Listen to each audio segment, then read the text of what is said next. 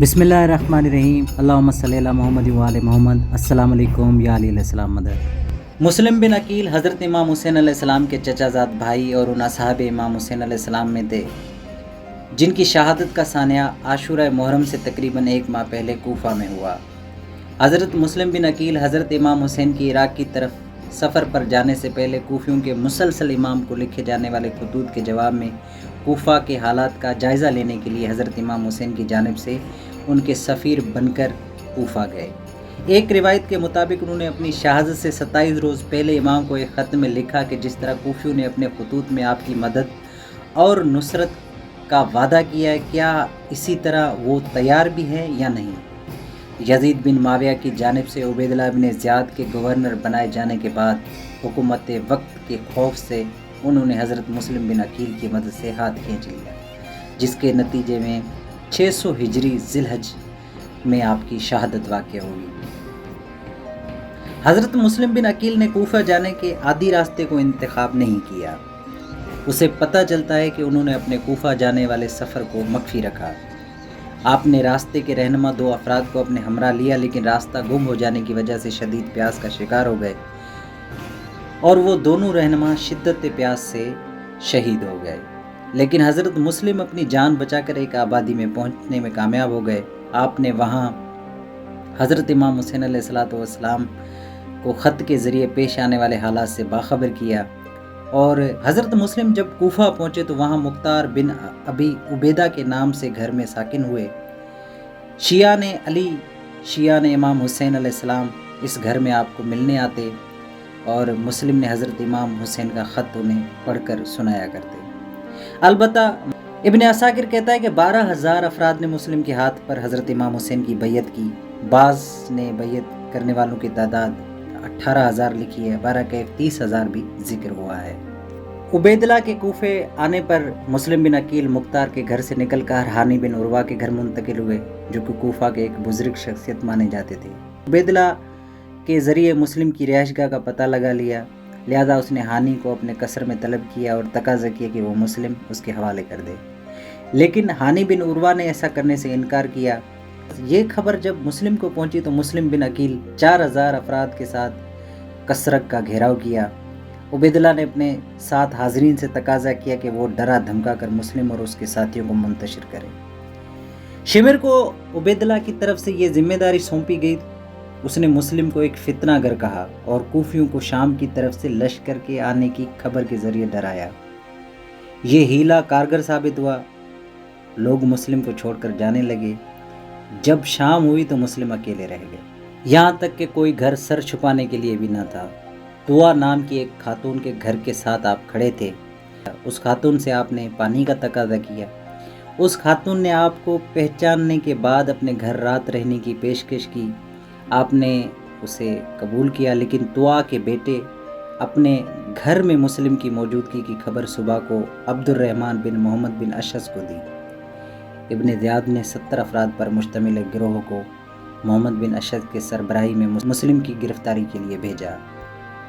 मोहम्मद बिन अशद ने मुस्लिम को अमान देने का कहा। मुस्लिम ने उस अमान पर इत्मीनान की बिना पर हथियार डाल दिए, लेकिन उबैदुल्लाह ने उस अमान की कोई परवाह नहीं की। मुस्लिम और उबैदुल्लाह के दरमियान तर्क कलामी के बाद उबैदुल्लाह ने मुस्लिम को कसर के ऊपर ले जाकर सरतन से जुदा करने का हुक्म दिया। हज़रत मुस्लिम की शहादत के बाद उबैदुल्लाह ने हानी के कत्ल का हुक्म दिया और उन दोनों के सरतन से जुदा करने के बाद यजीद के पास रवाना किए गए। तो ये थी हज़रत मुस्लिम बिन अकील की जब मौला हुसैन से इजाज़त लेकर वो कूफा आए। जब वो कूफा पहुँचे तो उन्होंने सफ़ीर इमाम हुसैन हज़रत मुस्लिम बिन अकील ने कूफा में एक खुतबा भी दिया। हज़रत मुस्लिम बिन अकील ने अल्लाह की हम्द और पैगम्बर और खुदा पर दुरूद व सलाम के बाद फरमाया, ए लोगो, यकीनन अल्लाह ने शहंशाह अंबिया और अमीर कायनात को अपनी ज़ात की दलील करार दिया है।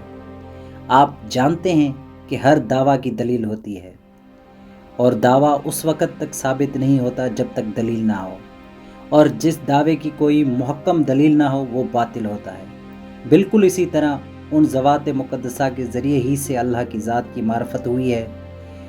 ज़ात वाजिब ने शहंशाह अंबिया और अमीर कायनात को तमाम आलिम मौजूदात में अपना कायम मकाम बनाया है।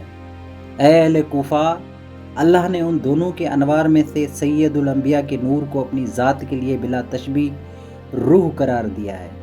اسی طرح یہ دونوں روح اللہ اور نفس اللہ ہیں۔ اللہ نے اپنے دونوں ذات اطہار میں سے ایک ذات پاک کو اپنی مشیت خواہش کا تاج قرار دیا اور دوسری ذات پاک کو اپنے ارادوں کا محور قرار دیا ہے۔ اے لوگو، اللہ نے حضرت نبی کریم صلی اللہ علیہ وآلہ وسلم کو اپنے بولنے والی زبان قرار دیا ہے، اور حضرت امیر المومنین علیہ الصلاۃ والسلام جو بھی کام کرتے ہیں اللہ کی طرف سے کرتے رہے۔ حضرت امیر المومنین کو فرمان رسول کی عملی تفسیر بنایا۔ اے لوگو، آج یہاں بھی کوئی صورت و کیفیت ہے۔ ان دونوں ذات مقدسہ کا اس زمانے میں سوائے تاجدار کربلا کے کوئی وارث نہیں ہے۔ حضرت امام حسین علیہ السلام وہ ذات مقدسہ ہیں جو قرآن کے سوا کلام نہیں کرتے اور رحمان و رحیم سے سرگوشیاں کرتے ہیں اور ان کے حلیف ہیں۔ حضرت امام حسین وہ ذات مقدسہ ہیں جو دنیا و عقبی کے ہر قسم کی خیر و برکت کو تقسیم کرنے والے ہیں۔